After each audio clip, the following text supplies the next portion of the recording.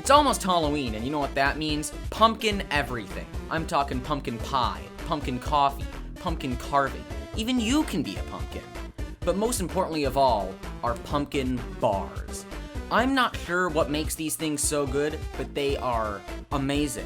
Personally, I think they're more cake than bar, but I'm not here to argue about semantics. Let's just get right into the recipe. But first, I have to credit the recipe creator. I'd like to thank Katrina from EasyWeeknightRecipes.com for the recipe. And I'd also like to thank myself for finally making another video. To start out, I decided to take a trip down to my local bowl patch and found a nice, good old ripe large bowl that was perfect for me. When picking bowls, you gotta always remember to never grab them by the stem or else you might drop the bowl. Once I found my bowl, I had to wash all the cooties off it, and then I had to wash my hands too. Once your hands are as clean as a 5-year-old's vocabulary, you'll want to grease a pan and preheat your oven to a temperature almost as basic as pumpkin spice, 350 degrees. Now that you have your bowl picked and your oven hot, you want to start out by putting 2 cups of flour, 1 1/2 cups of sugar, 2 teaspoons of baking powder, 2 teaspoons of cinnamon, 1 teaspoon of baking soda, 1/2 teaspoon of salt, and 1/4 teaspoon of ground cloves.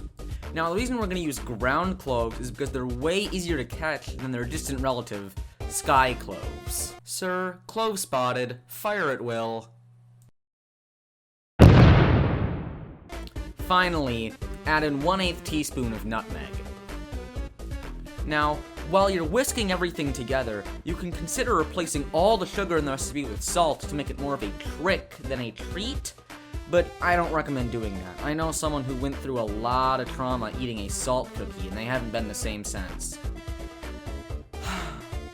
Fly high, Jimmy Salt Cookie Thompson. Truly gone too soon. After you've come to the conclusion on the question that is trick or treat, you'll want to continue with the rest of the recipe. You'll want to add 4 pre-beaten eggs, 15 ounces of pumpkin puree, 1 cup of vegetable oil, and 1 teaspoon of vanilla extract.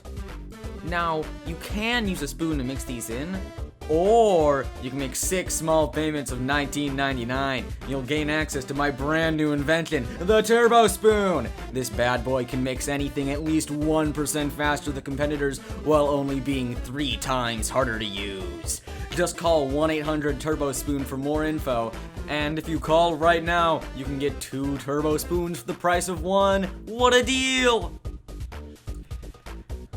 Side effects may include constipation, skin rash or dermatitis, diarrhea, dizziness, drowsiness, dry mouth, headache, insomnia, nausea, death, vomiting, depression, internal bleeding, external bleeding, and many more, depending on your star sign. Now that everything is mixed, you'll want to pour it into your already greased baking pan, and you want to chuck it into the turbo oven! Wait, no, I already did that. Okay. Chuck it into your normal oven for 25 to 30 minutes until it passes the toothpick test. After it passes its exams, you want to let it cool for 2 or more hours. While it's cooling, you can make the cream cheese frosting.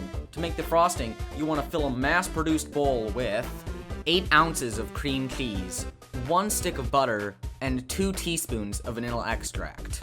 Then, you'll want to beat them together using the all-new Turbo Whisk! Woo! Wait, apparently this is already a thing, and people are calling it an electric hand mixer? Well, use your electric hand mixer to beat everything together until it's mixed to your satisfaction. Then, you can add in 4 to 6 cups of powdered sugar, depending on how thick you want the frosting to be. Then beat it again. Now that you have both your frosting and your pumpkin slab, you can combine the two and you'll have your end product. Enjoy the recipe, and like or dislike the video depending on how you thought about it. I'm going to be trying to upload more than once every 3 months from now on, so subscribe to not miss any new uploads. With all that said, I'll hopefully see you next week.